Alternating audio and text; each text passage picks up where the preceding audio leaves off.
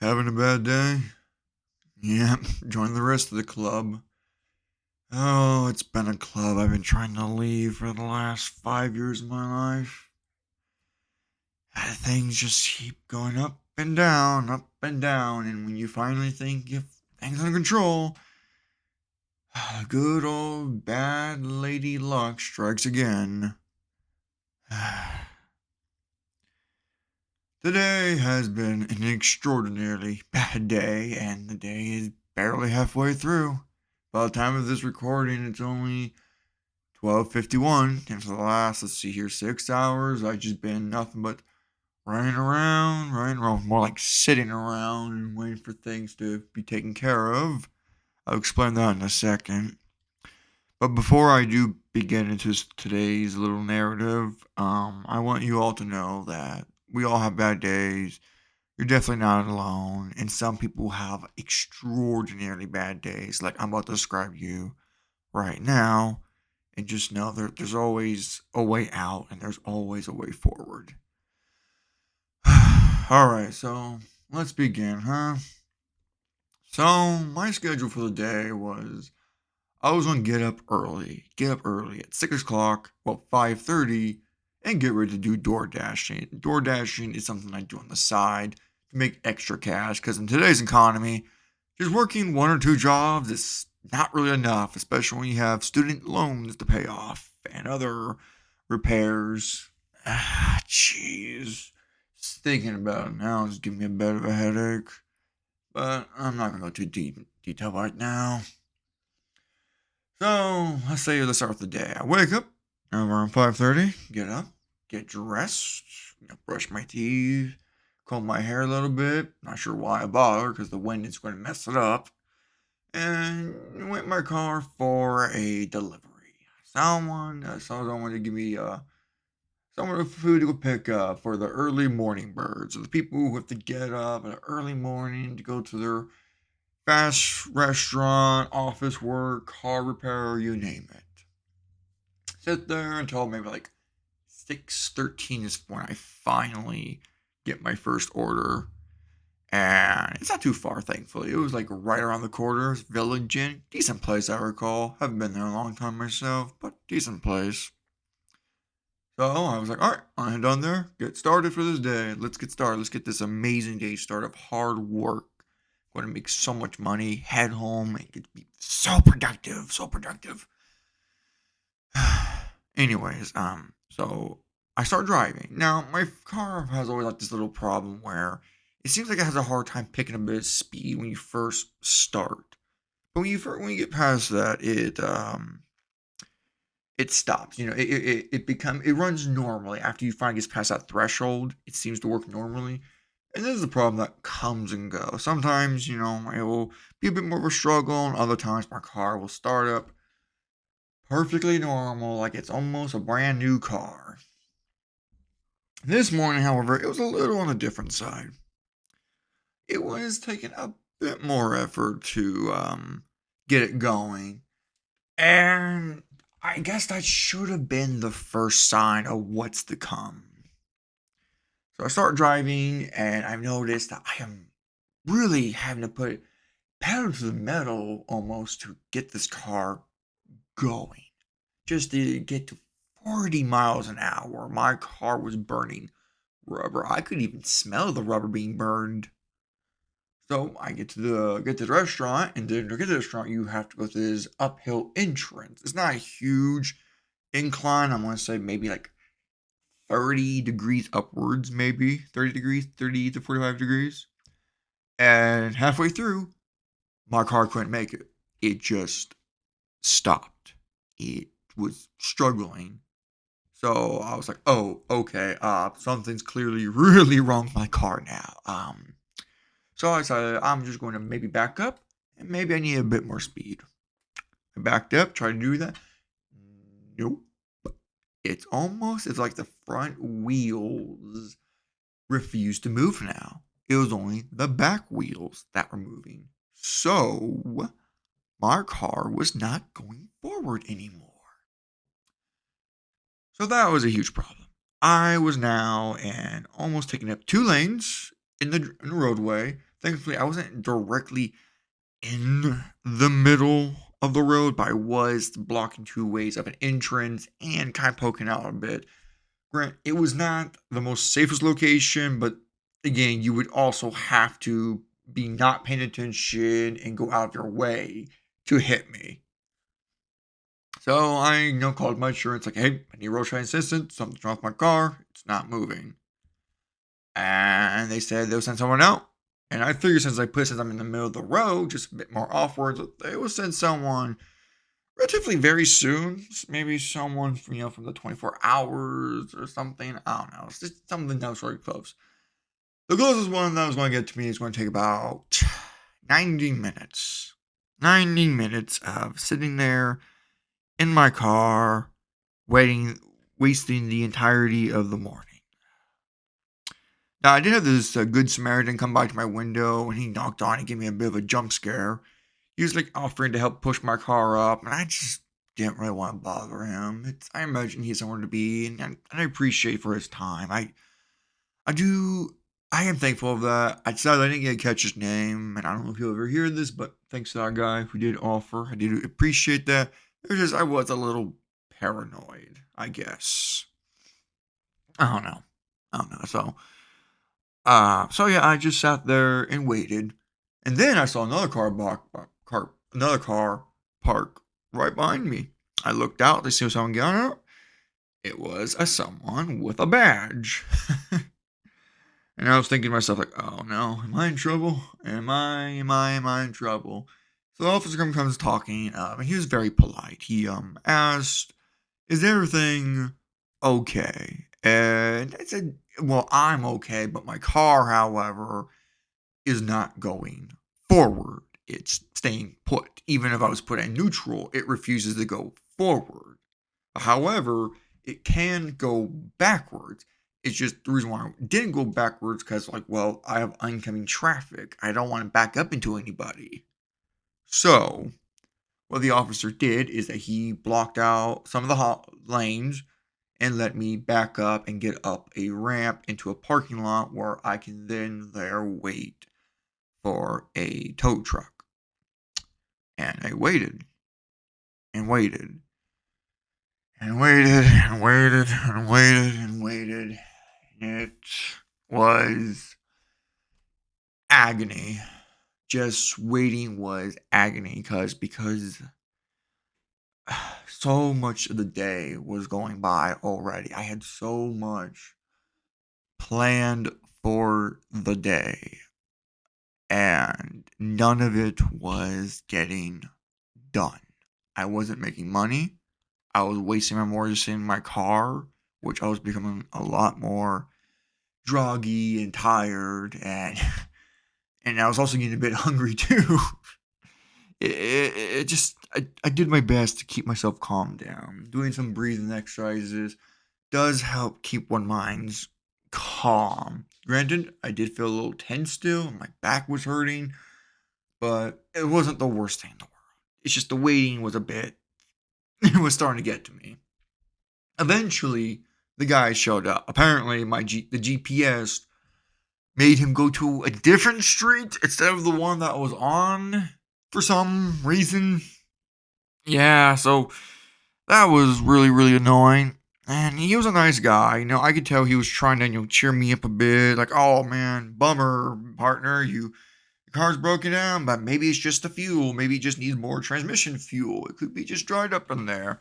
Thank God, that's what I prayed for. I was crossing my fingers. Please let it be something simple. Something that could be easily fixed at the nearest car repair shop. The one that was closest to me was Jiffy Lube. And I was like, just please take me there. Take my car there, and and I will see what they can do to get the car fixed up and running. So I waited there for the car repair shop for like an hour and 30 for them to finally get back to me. And I wasn't really in a huge rush. I kind of accepted that this is going to be my morning. I'm just not going to really be able to get anything done today.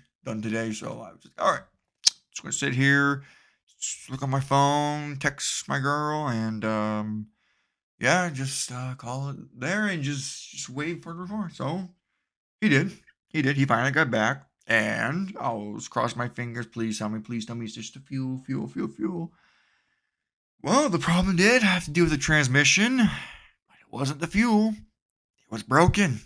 The transmission went out. It was fried. Broke. It was just unusable. It is considered dead, all by a stretch of that definition. I asked, how much would that cost to fix? How much would it cost to fix a transition? Now, I'm not a car guy, but I do know when things get expensive for cars. Like, for say, if you were to tell me the engine was to go out, that's already a sign that this car is not worth saving anymore. You might as well just give up on it. But transmission, I wasn't too familiar with. I was hoping that maybe that would be on the cheaper side, maybe close to 1,000 to fix. That was a pipe dream. I know it's wishful thinking for that, for your car to get fixed, for something as big as that to get fixed for 1,000. But no, he informed me that it was going to be between 3,000 to 4,000. So now I'm in a position where my car is dead, and the only way to fix it is to get a loan to fix it. But here is the big, giant problem that immediately ruins it, like a giant meteor just came out from space and just smashed into it. The car was not even worth that much. The car itself was only maybe worth 1,000 at best. 1,000 at best if the transmission was working. So, this only leaves me the choice of scrapping it now. I only have the choice of scrapping it and selling it off to the scrapyard and see what I can do with that money I get from that. So, I have to go home and find the title. Now, what was cool about Jiffy Lube, the guy who works there, he was willing to buy the car off of me for, of course, for a reasonable price. He was the one that said that it was worth like 900 with the transmission, but without it, it's more like 400 to 300. And he was kind enough to say, all right, I'll give it to you for 400. Just give me the title and you can go, do what you need to do with the cash. So I was like, all right, fine. All right, that works, sure. So I walked back down home because I don't have a car anymore. And thankfully, home is just right down the road. Just right down the road. And on my way back home, I think I was honestly starting to lose it a bit. Because here's the funny thing about my life. My luck when it comes to cars are the absolute worst. It is notoriously bad. My entire family knows it. Everyone I know knows this. My luck with cars are terrible. Let me just go through the list of cars I went through over the years. My first car I got back was in 2016, I think, or 2018. I can't remember. I think it was 2018. Had that car for a year or two. Then one day, there was a very, very, very terrible storm that flooded the roads and flooded my car's engine. So that killed the car. And see, the next car I got from my friend's mom, who I bought out of. Had that car for maybe about a year. The transmission died on that one too. And then next was this third car I got from my grandpa's friend. Now, my grandpa did buy me this car, and I am forever in debt and thankful for him for that. And it may not have been the best car. The AC didn't even work. But gosh darn, it got me from point A to point B. And hey, at least during the wintertime, the heat conditioner did work. I at least had that. It's just during the summertime, I didn't have any AC, so I had to roll down the windows constantly. So, when it was in the summertime, I got sick and tired of dealing with the very hot winds blowing in and sweating in my own car. Got together with my grandpa. I was like, hey, what would it take to get this AC fixed? And it took almost like $50 to go to get, the gel or whatever you got put in there to fix it. And hey, it did. It fixed it. I turned the car on and bam, it worked. Nice, cool, refreshing AC. Simply, it was the best. It was the best. It was a car, while old, from 1996. It worked and it was reliable. I can get to work. I can get around without much trouble. The next following day, I was going to get ready for therapy. I went outside and I can't find it. I looked all over the apartment lot. Not here. Someone stole my car. Someone stole it. And I never found out who. The police never found them. So, yeah, that car was stolen from me. It didn't die, which was funny because it's actually the oldest car I've had, the year model wise. And it didn't die, it was stolen. And I was furious. I was livid. I was looking desperately, like, everywhere, like scrap yards. And I went to a Facebook Market, seeing if someone is maybe trying to sell it online. I did find a car that did look very strikingly similar to mine. Same year and model too. So the only difference was the insides, like the seats were like super cut up, and the front paint job of the car was peeled off really, really bad. Now, I didn't really have anything to go off of besides it's the same year and model, so I called the police detectives who are working on the case, and they're like, well, despite looking very similar, there's not a gosh dang darn thing they can do about it. All just unless I have hard defining proof that is my car, they can't do anything about it. And since I couldn't remember if the front of my car was peeled that badly, now I do remember the front of it was peeled, like there was a good amount of peeling. I don't know if it was that bad. It's been, I just couldn't remember or not. I should have taken a picture, but I didn't.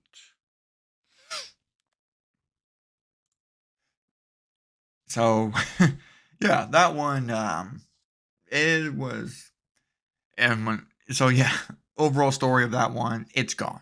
I never got it back. It's been about maybe a year now, and never ever found it. So I imagine someone took it and scrapped the car for cash, and whoever they sold it to will never give away that they bought a car that was stolen.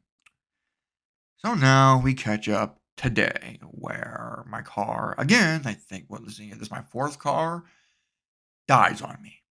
Just dies. And I'm stuck without a car again for the fourth time. And I was walking home. I was just reminiscing all these events I've happened, all these cars I've had. In some weird way, it's like having car of X's. I look back on them, it's like, man, I wish I didn't lose you, but it's gone, and there's nothing I can do.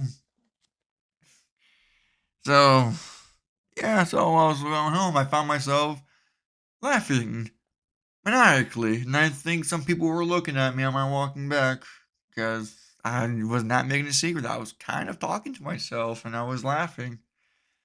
Yep. So, I got home, and, my mom's here. She lives with me, so, that's nice, I say, but that's a story for another time. Um, I get home, and I almost lost it for a second. I was ready. I wanted to grab something and just chuck it or scream into, because it's just, I'm so tired of this. I am so tired of getting a vehicle. Something happens to it. I go get it looked at. They tell me how much it's going to cost to get it fixed. I work extra hours to get that fixed.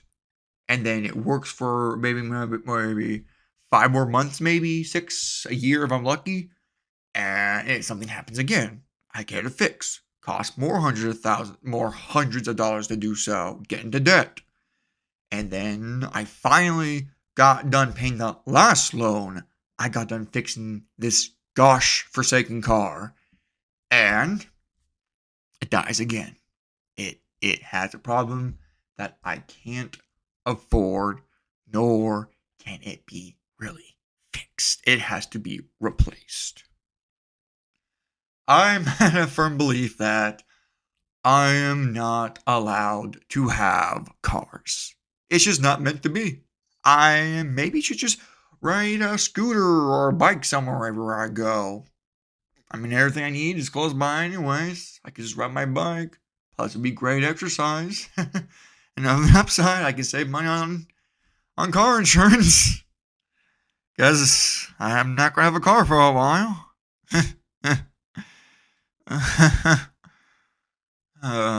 Yeah, it's rough. It's rough. And the cherry on top of all this, I spent the last 2 hours or so, I don't know how long, looking for my car's title.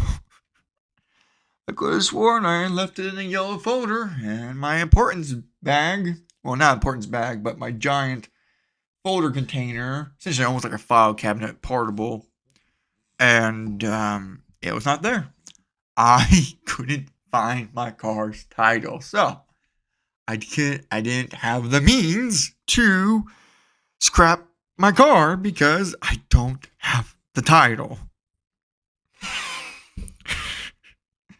It's frustrating. It's so astronomically frustrating. And if you could hear some snorting in the background, that would be my pet Jasper. He has a bit of a nose problem. Hey boy, how you doing? Checking up on me?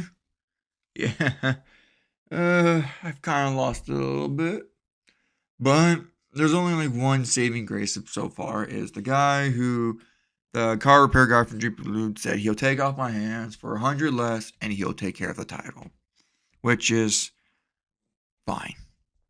I am done. I am out of it. I I have to make now very drastic changes to my life in order to accommodate for not having a car anymore. My mom says she could drive me down to work, but I hate having her wake up very early in the mornings just to get to work. I want to be able to provide and get places myself. I don't want to rely on others. But I don't really have an option now, don't I? I gotta use what I got. But yeah, so how's my day? How's it been? It's